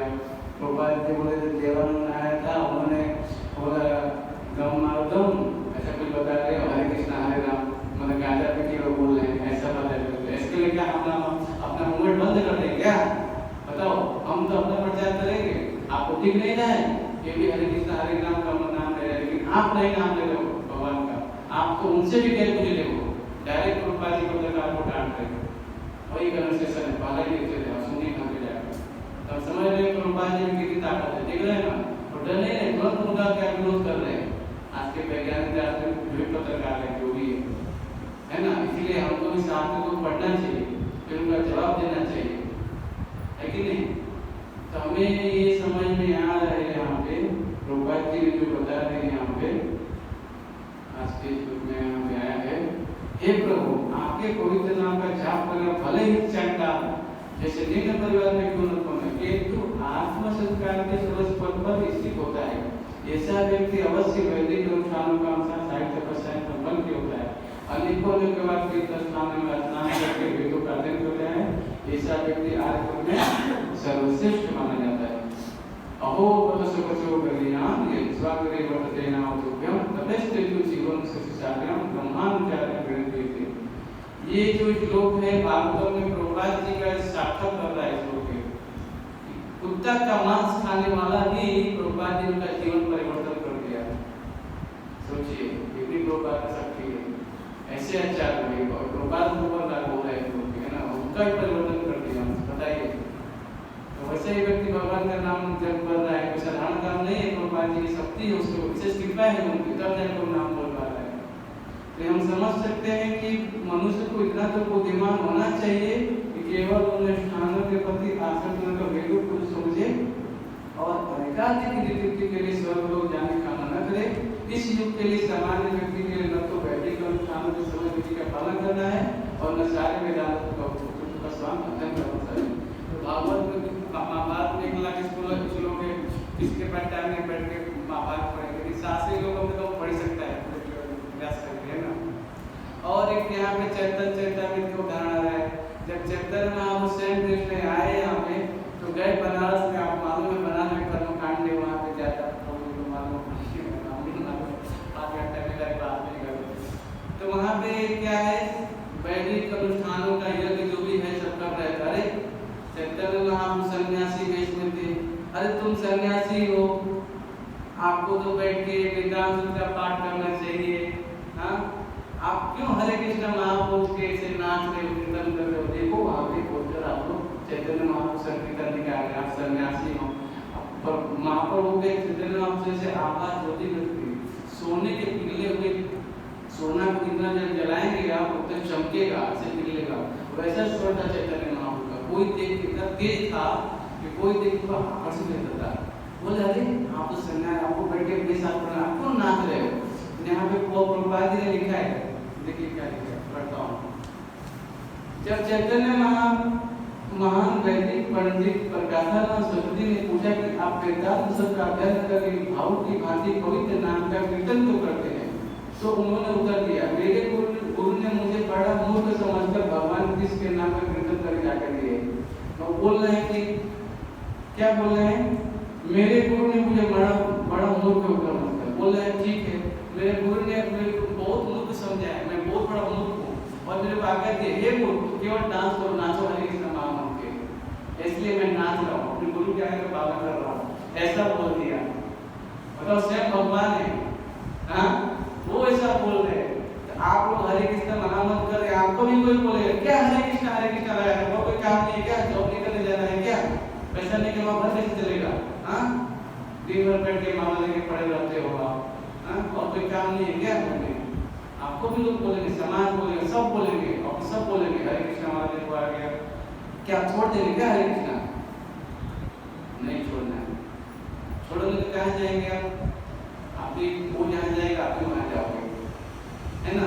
इसीलिए हरे कृष्ण महामंत्र को छोड़ना, हरे कृष्णा कृष्णा कृष्णा हरे हरे, हरे राम राम हरे हरे। हमें तो साधुओं का धर्म पे चलना है, बाहर के लोग नहीं चलना है। बाहर के लोग इस बात को नहीं समझ सकते। जब भगवान को ऐसा बोल दिए तो हम लोग क्यों नहीं बोलेंगे, ये सोचिए क्या प्रभु। भगवान स्वयं आ रहे हैं, वो हरे कृष्ण महामंत्र का नाच रहे गाते, तो लोग उनके ऊपर उंगली उठा रहे हैं, हमारे ऊपर उंगली नहीं उठाएंगे लोग, सब लोग उंगली उठाएंगे, सब लोग बोलेंगे, लेकिन फिर भी आपको थोड़ा बुद्धि लगाना पड़ेगा, है ना। ये हरे कृष्ण नाम तारा को मत कर लूँगा, है ना, सबको तारने वाला है हरे कृष्ण नाम, है ना। हरे नाम केवलम कलौ नास्तेव गतिरनता। ये कलयुग को पाखंड लगाई हुई है। जहाँ पे दिखता है केवल पाखंड दिखाएगा, दोषी दिखाई देगा, है ना। हरे कृष्ण नाम कीर्तन मंदिर में खूब नाचना चाहिए, खूब गाना चाहिए भगवान के सामने, है ना। जितना आप कीर्तन करेंगे, जितना आप नाम लेंगे भगवान का, उतना ज्यादा से ज्यादा आपको आध्यात्मिक आनंद मिलेगा। सोचिए, अब समझ सकते हैं कि भगवान जब इस धराधाम पे आए तो उनको सारे जितने भी बनारस में जो थे कर्मकांडी ब्राह्मण, सब भगवान को उलाहना देने लगे। अरे आप तो सन्यासी जैसे हैं, हाँ, आपको बैठ के वेदांत का पाठ करना चाहिए। महाप्रभु बोल रहे हैं यहाँ पे, अरे मैं तो, मेरे गुरु ने मुझे बड़ा मूर्ख समझा है, मैं तो बड़ा मूर्ख हूँ। भगवान ऐसा बोले, सोचिए मैं बड़ा मूर्ख हूँ। हाँ, क्या बोल रहे हैं? ऐसा समझकर भगवान कृष्ण के नाम का कीर्तन करने क्या करे। अतः उन्होंने ऐसा ही किया और पागल की भांति भावमत हो गए। इस कलयुग में अधिकांश जनता मूर्ख है। रूपा जी बोले, भगवान चैतन्य महाप्रभु आंदोलन में एक कीर्तन कर रहे थे बनारस में अपनी जनता को लेकर के। सोचिए, तो उनके ऊपर उंगली उठा रहे थे, हमारे ऊपर भी लोग उंगली उठाएंगे, है ना, भगवान का नाम लेंगे। तो बता रहे हैं प्रभुपाद जी की कलयुग में सामान्य जनता मूर्ख ही है, इसीलिए वो ज्यादा सम्मान के रहा है। और क्या बोल रहे हैं? और वेदांत दर्शन समझ पाने के लिए पर्याप्त शिक्षित भी नहीं, इस शास्त्र को समझने के लिए पर्याप्त शिक्षा भी नहीं किसी के पास, जो वेदांत समझ पाए। पहला ही सूत्र किसी को नहीं मालूम है तो क्या करो? हाँ, अपने बारे में मैं बोलूँगा आप कौन हो, कहाँ से आए हो, कहाँ जाना है, तो वही नहीं मालूम है अभी तक। और क्या बोल रहे हैं? हाँ, पर्याप्त जनता शिक्षित नहीं है। वेदांत दर्शन के परम उद्देश्य की पूर्ति भगवान के पवित्र नाम के कीर्तन करने से हो जाती है। देखिए, ठीक है, आप वेदांत दर्शन नहीं पढ़ सकते तो कम से कम भगवान के नाम तो ले सकते हैं ना। हाँ, आपका शास्त्र पढ़ने का टाइम नहीं है तो वही वेदांत दर्शन भगवान के नाम के कीर्तन से यहाँ बताया जा रहा है, पूरा हो जाएगा।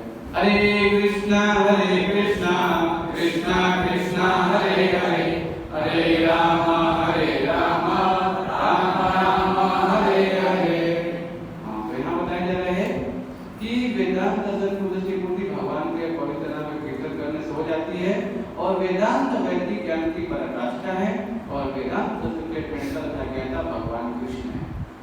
अब देखिए, एक और मोड़ ले रहा है यहाँ पे, क्या बोल रहे हैं कि जो भी है शास्त्र है भगवान कृष्ण से ही उद्भूत आ रहा है, भगवान कृष्ण की वाणी है और हम भी उस वाणी को पढ़ेंगे तो हमारी वाणी क्या हो जाएगी? शुद्ध हो जाएगी। गीता महात्म्य में आता है ना। सबसे बड़ा वेदांत तो वो महात्मा है जो भगवान के पवित्र नाम का जप करने में आनंद लेता है। और एक महत्वपूर्ण प्रभुपाद जी बोल रहे हैं, एक प्रभुपाद जी से मिला था व्यक्ति है, बहुत बड़ा योगी था, बोला कि मैं तो पानी पे चल के दिखा रहा था वैसे लोगों से, ऐसा भी दे रहा था, सुन रहा था। तो प्रभुपाद जी ने बोला उसको 2 रुपये का काम, 2 रुपये की नौकरी। आपने सुना होगा ये, कई बार बताया, किसे बता रहा हूँ। तो प्रभुपाद जी के शिष्य आए उनके पास, बोले प्रभुपाद बहुत बड़ा योगी आया है, वो पानी पे चल के दिखा रहा है। प्रभुपाद ने बोला ठीक है चलो देख के आते हैं। गए, प्रभुपाद जी ने पूछा तुमको योगिक शक्ति इतना समय के लिए कितना समय लगा, कितना समय में ये हासिल किया? कई मतलब सालों तक तपस्या किया कि वो सिद्धि प्राप्त किया था। प्रभुपाद से बोला कि मैं पानी, प्रभुपाद ने बोला कि तुम ये नदी पार करके दिखाओ जरा। नदी पार करके दिखाया। प्रभुपाद जी ने 2 रुपये का पैसा दिया, उस रिपोर्ट को बुलाया और फिर वो भी नदी पार करके बताया देखो मैंने ये पार किया, केवल 2 रुपये लिया और नदी पार कर ली। तुमने इतने साल लगा दिए केवल पानी के चलने के ऊपर, लेकिन मैंने केवल 2 रुपये लिया, मैंने ही पार कर, तुम्हारी इतना समय बर्बाद हो गया। प्रभुपाद जी समय के बारे में बता रहे, अगर हम भगवान के नाम का जप करते हैं, कीर्तन करते हैं तो जन्म में तो जरा बढ़ा कर दिया हमने, 1-4 समस्या रुक जाएगी हमारी, लेकिन केवल सिद्धि पाने के लिए ऐसा काम किया उन्होंने। अब अगला जन्म कैसा मिलेगा कोई कहना नहीं है। तो प्रभुपाद जी ऐसा बुद्धि हमें ले रहे हैं।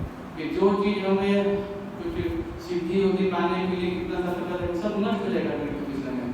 देखिए सब प्रकार जी ने फिगर ही बनाया, आप लोग खोलिए गीता, ये देखिए कम बुद्धि वाले व्यक्ति देवताओं से अनुग्रह पाने की आशा करते हैं और ऐसी वस्तु प्राप्त करते हैं जो अस्थायी होती है और मृत्यु के समय समाप्त हो जाती है।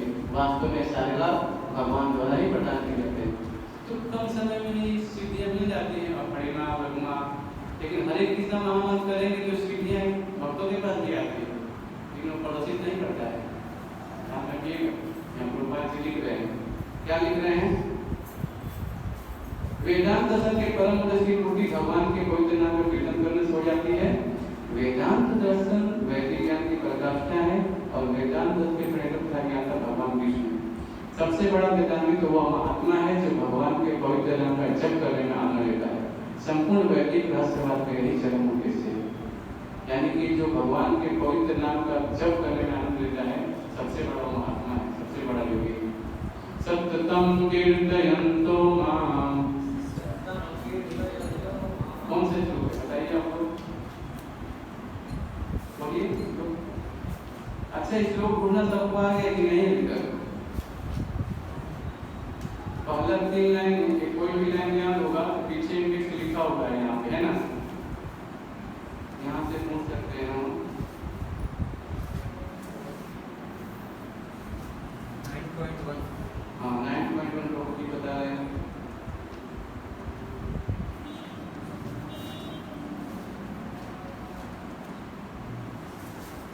मिला ना सबको? 9.14 है। हिंदी में कितना नंबर पेज है?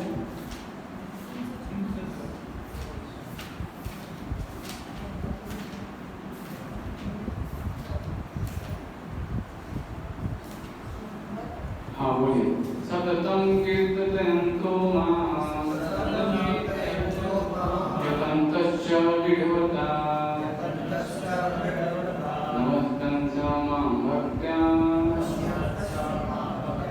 नित्ययुक्ता उपासते। बोलिए हे महात्मा मेरी महिमा का नित्य कीर्तन करते हुए दृढ़ संकल्प के साथ प्रयास करते हुए मुझे नमस्कार करते हुए भक्ति भाव से निरंतर मेरी पूजा करते हैं। तो यहाँ बताया जा रहा है कि जो भक्त है भगवान की ओर कीर्तन करता है और ज्यादा प्रयास कर दिन भगवान की सेवा करता है, मंदिर आके प्रणाम कर देता है, हाँ, और भक्ति भाव से जो सेवा करता है, केवल यही काम है भगवान का भक्ति करने के लिए। कितना आसान काम है ना? तो हम जहाँ भी हैं वही नहीं कर सकते, ऐसा नहीं कि हम घर में नहीं कर सकते। भगवान को प्रणाम करना, भगवान की सेवा करना हम घर में भी कर सकते हैं। सबसे बड़ा भक्त है प्रभुपाद जी, जो व्यक्ति भगवान के नाम का जप करता है सबसे बड़ा योगी है। हमें भी चाहिए ये प्रहलाद का लास्ट में ग्रुप पढ़ के अभी मैं समाप्त करूँगा। आप लोग ये पढ़िए जरा, माता जी को मैं के लिए पढ़ने के लिए पढ़िए, माता जी याद कर पढ़िए जरा ये। जैसा कि पिछले श्लोक में आया है, नहीं अभी हम बात बाकी है पढ़ना। तो वे कितने धन्य हैं कि जिनकी जिह्वाएं आपके पवित्र नाम का जाप करती हैं। उत्तर खाने वाले वंशों में उत्पन्न होते हुए भी ऐसे पुरुष पूजनीय हैं। जो पुरुष आपके पवित्र नाम का जप करते हैं उन्होंने सभी प्रकार की तपस्याएं तथा हवन किए होंगे और आयोग्य सदाचार प्राप्त किए होंगे। आपके पवित्र नाम का जप करते रहने के लिए उन्होंने तीर्थ स्थानों में स्नान किया होगा, वेदों का अध्ययन किया होगा और अपेक्षित हर वस्तु की पूर्ति की होगी। जैसा कि पिछले श्लोक में आया है कि यदि कोई निर्मल भाव से एक बार भी भगवान के पवित्र नाम का जप करता है तो वह वैदिक यज्ञ करने का पात्र बन जाता है। श्रीमद् भागवत के इस कथन से किसी को चकित नहीं होना चाहिए। मनुष्य को न तो अविश्वास करना चाहिए, न यह सोचना चाहिए कि भगवान का नाम जप करने मात्र से कोई ब्राह्मण की तुल्य कैसे बन सकता है। अविश्वास करने वालों के मन में संदेह दूर करने के लिए कि यह श्लोक पुष्टि करता है कि भगवान के पवित्र नाम के कीर्तन की स्थिति सहसा प्राप्त नहीं हो जाती, अपितु जब करने वाला पहले सभी प्रकार के यज्ञ तथा अनुष्ठान कर चुका होता है। यह कोई आश्चर्य की बात नहीं, क्योंकि कोई भी व्यक्ति तब तक भगवान के नाम का जप नहीं कर पाता जब तक वह नीचे की सारी अवस्थाएं यथा वैदिक अनुष्ठान करना, वेदों का अध्ययन तथा आर्यों जैसा सदाचार करना पार नहीं कर लेता। पहले यह सब संपन्न कर लेना होगा।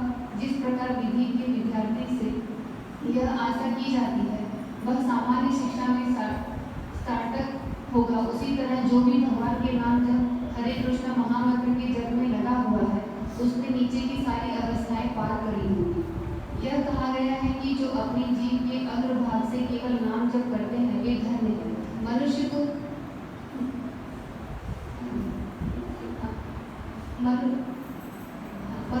पवित्र नाम का जाप भी करना होगा और न पूरी विधि समझने की आवश्यकता रहती है, जिसमें अपराधी अवस्था, निरपराधी अवस्था तथा शुद्ध अवस्था सम्मिलित है।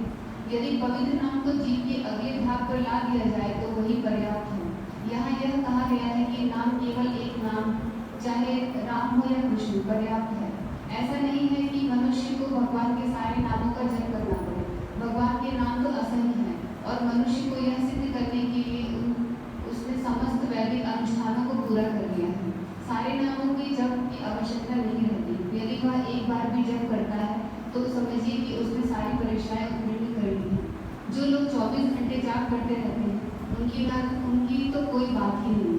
यहाँ विशेष रूप से तुभ्यम अर्थात केवल तुझको प्रयुक्त हुआ है।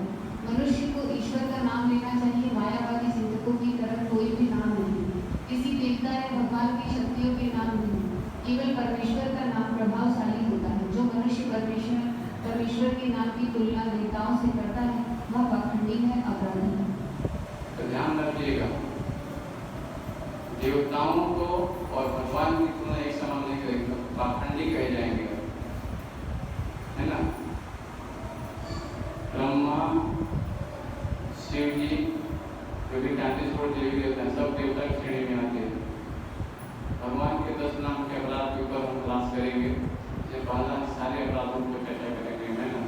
ये सब एक समान नहीं करिएगा, नहीं तो हिसाब से होता है वो पाखंडी अपराधी का रहेगा। भगवान कृष्ण सर्वोच्च है, उनके नाम है राम कृष्ण यहाँ बताया जाता है ना। कोई नामकारी होगा पिता जी के 10 महीने का नाम डालो। भगवान के लाखों नाम है, जैसा गोविंद कृष्ण, उसमें से हम भगवान के राम और कृष्ण हरे कृष्ण नाम कहते हैं तो 2 नाम 3 नाम मतलब हरे कृष्ण और राम, है ना। तो भगवान ने नाम में शक्ति अपनी भर कर दिया है और हम नाम लेते रहेंगे तो वही शक्ति हमें लाभ मिलेगा। जो देवता युग द्वापर युग जो भी थे, पूजन करने से मिलते थे, अर्चना की सेवा करने वही लाभ कर और नाम से मिल जाएगा।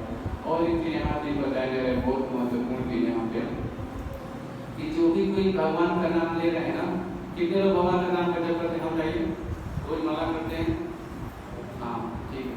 यहाँ बताया गया है कि कोई नाम ले रहा है तो ऐसा नहीं है कि अभी ये चालू किया है। यहाँ बताया गया है कि साथ को बताया गया कि पिछले दिनों में वैदिक अनुष्ठानों में वो सारा चीज जग तरफ से सब कुछ कर लिया, उसने सारा वेद सब कुछ कर लिया है, भाई फाइनल मोड में आ गया है, मतलब उसकी प्रकृति हो रही है।